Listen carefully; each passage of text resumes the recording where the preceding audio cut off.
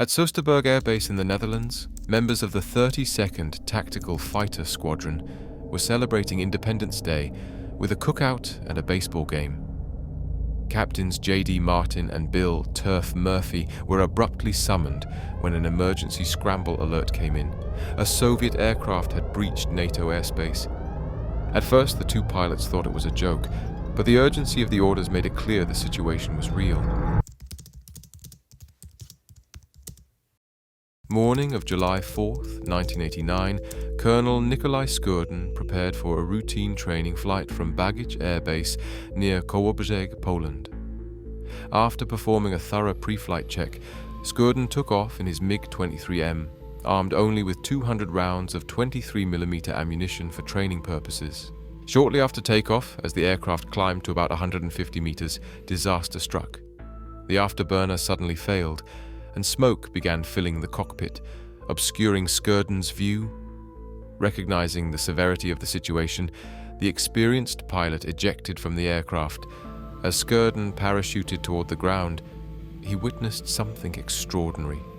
The now lighter aircraft stabilized, regained its takeoff speed, and climbed into the sky, vanishing over the horizon.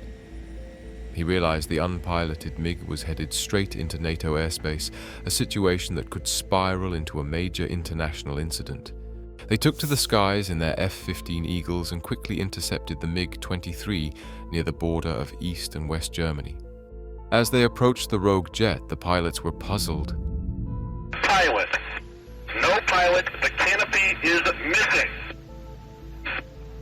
The plane is flying autonomous. No pilot, no canopy. On the airplane.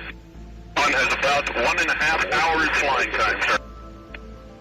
Roger, the ejection seat is missing from the airplane, so I will confirm the pilot appears to have ejected before the intercept occurred.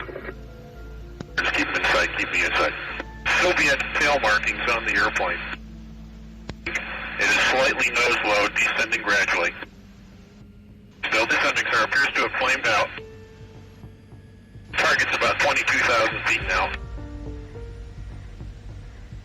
A gradual descent. I think it's out of gas, flamed out, just coming down on autopilot. A pretty populated area is coming up in front of it. Deeply now. It appears to be coming down over some farmland. So be advised, there's a very big city coming up in front of us, about 10 miles. Just to the left of a farmhouse, right off of a highway. A highway which runs basically north-south. They were ordered to engage only if they believed it would result in less damage than allowing the aircraft to crash naturally. A 19-year-old Belgian man was dead when a plane crashed into a farm while he was resting after exams. And Colonel Skurdin, upon learning of the tragedy, expressed deep regret.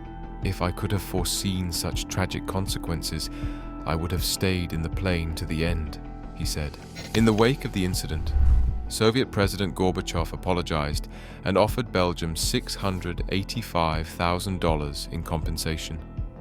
He expressed his regret over the tragedy, emphasizing that the incident was an unfortunate malfunction. Despite its tragic outcome, the event avoided escalating into a larger crisis. It became a footnote in Cold War history as the world moved toward a new era,